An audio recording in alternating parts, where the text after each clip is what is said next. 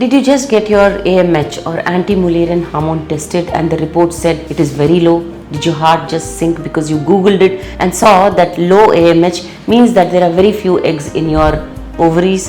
Do not panic, let me explain everything about AMH. Hi, I'm Dr. Suarchla, Scientific Director with Ziva Fertility Centers. AMH is anti-Mullerian hormone. It is produced by the small follicles or the small eggs inside your ovaries. So what does it mean? It gives us idea about how many eggs are remaining inside your ovaries. So it's a very important tool definitely, but don't panic if it is low. What has to be taken into account is your age as well. Ovarian reserve is very important, but your age is also very critical here. If your age is under 30 and your ovarian reserve is low, it means that the quantity is low, but the quality could be good. Now, low AMH does not equal to low quality. If you are lesser than 30 and your reserve is low, it could still mean that the fertilization capacity of the egg is still good. So, if your doctor has given you an option of just trying with medications and timed intercourse or going for IUI, do not miss this opportunity. You must go for IUI, intrauterine insemination, where very low grade medications are given and your husband's sperms are processed and put back into your uterus. This increases your chance by 10 to 20% if you are lesser than 30 years of age. It does not mean to say that just because you have low number of eggs, your success rate in IUI also comes down. Now, if you are of advanced age, if you are 35 and above and your ovarian reserve is low, it is a very natural phenomenon. From 33, anyway the AMH comes down. About 90% of your eggs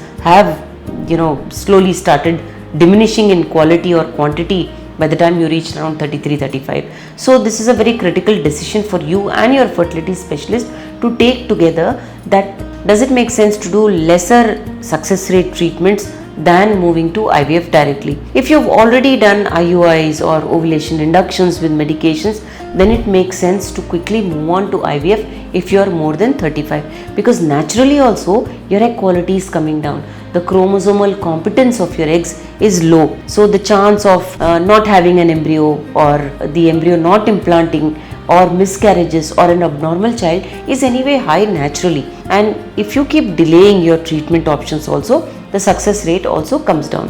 So what is wise is to understand what your age is, see your egg reserve, which is confirmed by also an ultrasonography, and only then the decisions are taken. Now, if your egg reserve is low, there is something called as embryo pooling as well, where IVF is performed. Even if it is 1 or 2 eggs, we bring them out, we make an embryo, freeze them, and go for an immediate IVF cycle. In the second IVF cycle also, even if 1 or 2 embryos are made and these are preserved, we combine them with the previous embryos that you made and transfer back into your uterus. Even if you are 40 or above, not more than 3 embryos can be transferred. Remember that. Just by transferring more number of embryos, you do not increase your success rate.